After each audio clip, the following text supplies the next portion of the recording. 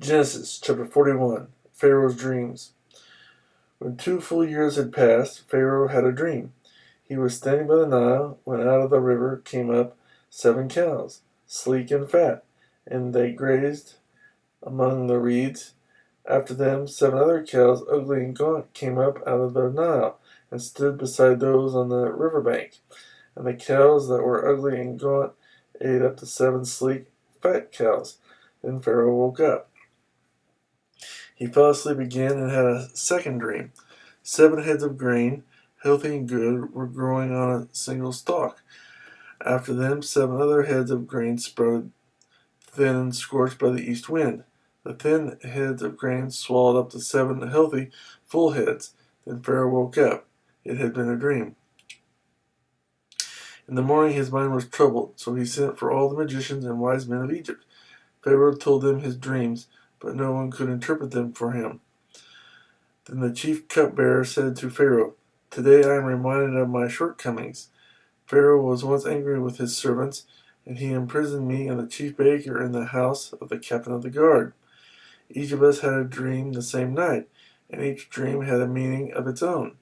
Now a young Hebrew was there with us, a servant of the captain of the guard. We told him our dreams, and he interpreted them for us, giving each man the interpretation of his dream.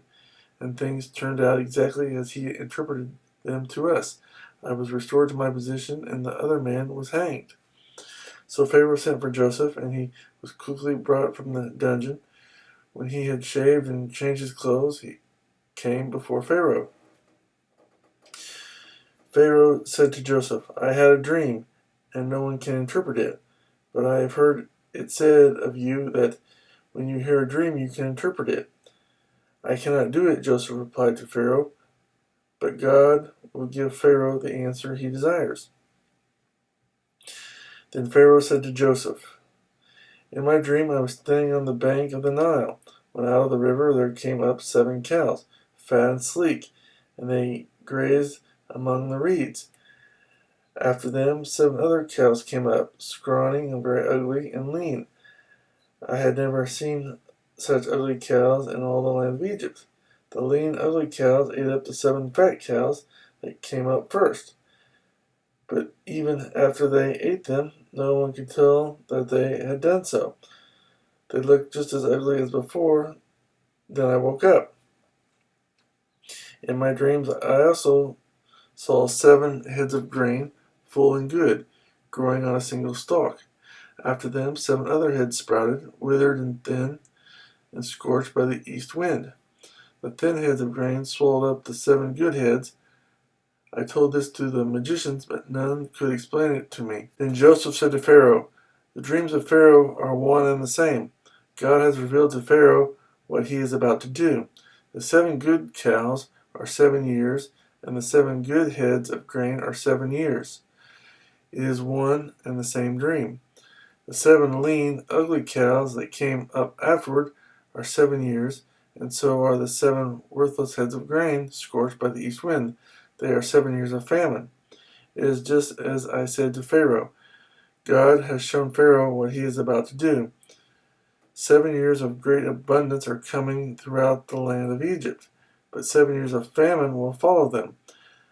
Then all the abundance in Egypt will be forgotten, and the famine will ravage the land. The abundance in the land will not be remembered, because the famine that follows it will be so severe. The reason the dream was given to Pharaoh in 2 forms is that the matter has been firmly decided by God, and God will do it soon. And now let Pharaoh look for a discerning and wise man and put him in charge of the land of Egypt. Let Pharaoh appoint commissioners over the land to take 1/5 of the harvest of Egypt during the 7 years of abundance. They should collect all the food of these good years that are coming and store up the grain under the authority of Pharaoh, to be kept in the cities of food. This food should be held in reserve for the country to be used during the 7 years of famine that will come upon Egypt, so that the country may not be ruined by the famine." The plan seemed good to Pharaoh and to all his officials. So Pharaoh asked them, "Can we find anyone like this man, one in whom is the Spirit of God?" Then Pharaoh said to Joseph, "Since God has made all this known to you, there is no one so discerning and wise as you. You shall be in charge of my palace, and all my people are to submit to your orders. Only with respect to the throne will I be greater than you." Joseph in charge of Egypt. So Pharaoh said to Joseph, "I hereby put you in charge of the whole land of Egypt." Then Pharaoh took his signet ring from his finger and put it on Joseph's finger. He dressed him in robes of fine linen and put a gold chain around his neck. He had him ride in a chariot as his second in command, and men shouted before him, "Make way!" Thus he put him in charge of the whole land of Egypt. Then Pharaoh said to Joseph, "I am Pharaoh, but without your word no one will lift hand or foot in all Egypt." Pharaoh gave Joseph the name Zaphenath-Paneah, and gave him Asenath, daughter of Potiphera, priest of On, to be his wife, and Joseph went throughout the land of Egypt. Joseph was 30 years old when he entered the service of Pharaoh, king of Egypt, and Joseph went out from Pharaoh's presence and traveled throughout Egypt. During the 7 years of abundance, the land produced plentifully. Joseph collected all the food produced in those 7 years of abundance in Egypt and stored it in the cities.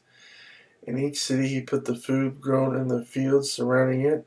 Joseph stored up huge quantities of grain, like the sand of the sea. It was so much that he stopped keeping record because it was beyond measure. Before the years of famine came, 2 sons were born to Joseph by Asenath, daughter of Potiphera, priest of On.